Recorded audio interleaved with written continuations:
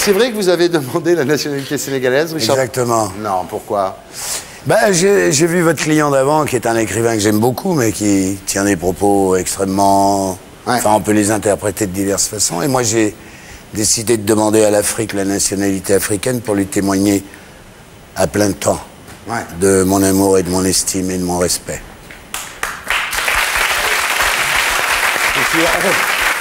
C'est pas René Camus en même temps, hein. Alors, donc, nationalité sénégalaise, Richard Bohringer. Et alors, vous avez déclaré récemment dans un journal que vous étiez animiste. Vous croyez en quoi? En la nature. Ah oui. Ah oui, d'accord, oui. Panthéiste, quoi. Oui. Ça veut dire en la force et Oui, en la rédemption qui se trouve dans la nature. Ouais. Le pardon, la nourriture, l'existence. C'est pas vert écolo, hein. Ouais. C'est la grande forêt des baobabs, ouais. Bah, animistes, les Africains, avant d'être musulmans, les Africains musulmans, ils étaient animistes. Ils étaient animistes, oui. Voilà. Ouais. Maintenant, et les Indiens d'Amérique du Nord, que notre belle Amérique a massacrés, sont les Sioux, les Apaches, ainsi de suite. Il y a Parole d'Indien, qui est un petit livre magnifique, où vous pouvez lire ce que disaient ces grands chefs indiens qu'on a traités de barbares, et ce qu'ils disaient sur la vie, sur les femmes, sur la nature. C'est magnifique, c'est comme ça qu'on devrait penser. Oui.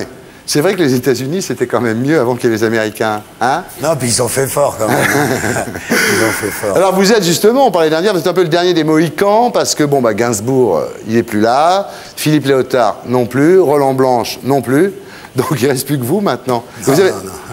non. Bah, il y en a de hasard, dans les bars, la nuit. Ah oui, d'accord. Il y a plein de Mohicans. Non, mais comme Barjot connu, je veux dire.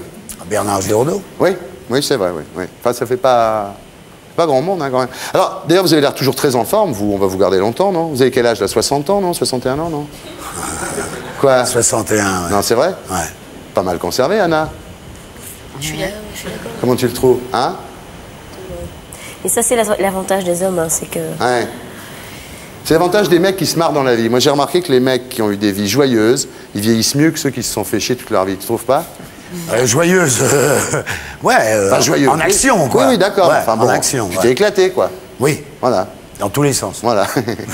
Non, mais c'est vrai, je suis sûr. Alors voilà, donc je vous dis pas bravo, parce que finalement, vous n'avez pas fait grand-chose pour rester en forme. En même temps, Richard Bohringer, vous avez fait tout le contraire. Non, mais ça a marché. C'est mon étonnement. Bah oui.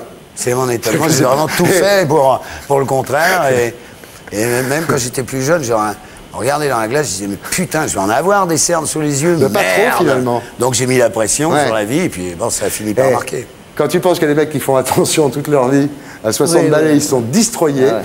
Et lui, regarde, il a bu des coups depuis qu'il est tout petit. Il a quand même commencé à 14 ans. Hein. Première gorgée, comme dirait l'autre, première gorgée de bière, à 14 ans, à Deuil, non prédestiné, dans le 95, Monsieur Albert.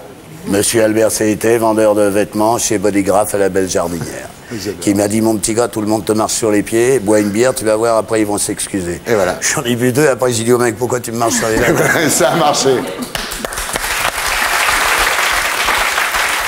Ça, c'était le début. C'était la première bière à 14 ans. Ça s'est terminé bien des années plus tard, en 67. Overdose d'héroïne, conduit aux urgences. L'interne ne parvient pas à vous ranimer. Certificat de décès, vous dites, c'est mon seul diplôme. Bohringer.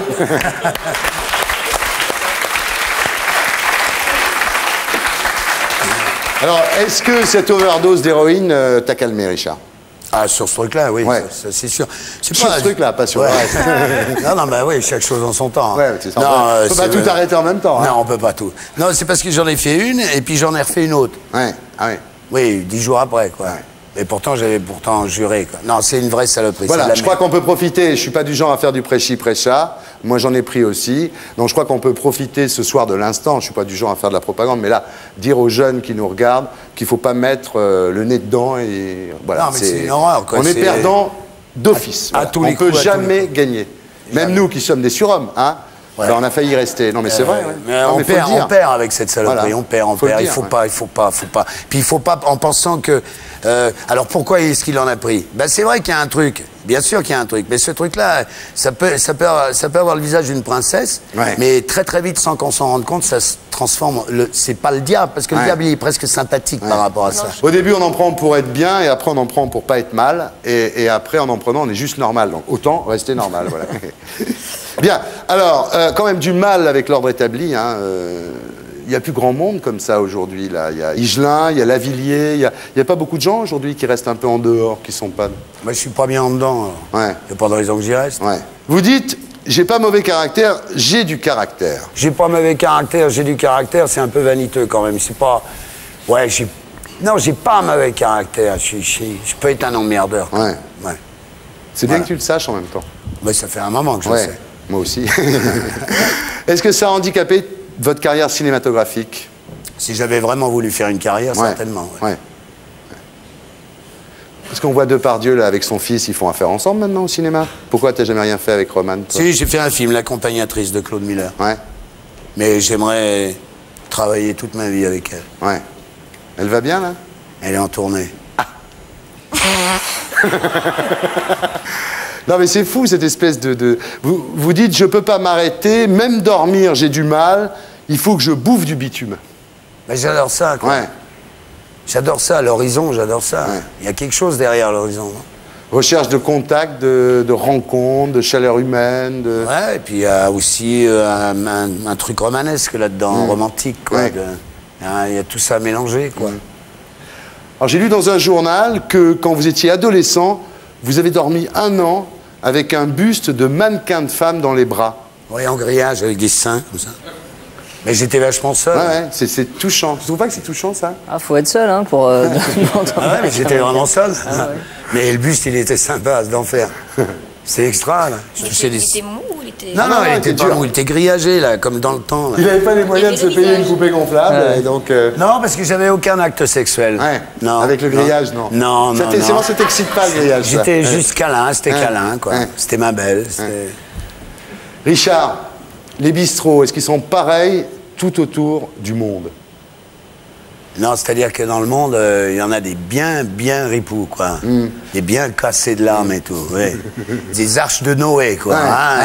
Il y a du désespoir là-dedans qui vient de Suisse. Ça fait 18 ans qu'ils sont partis au Mexique. Les mecs, ils sont pas revenus parce qu'ils n'ont pas eu la thune pour revenir.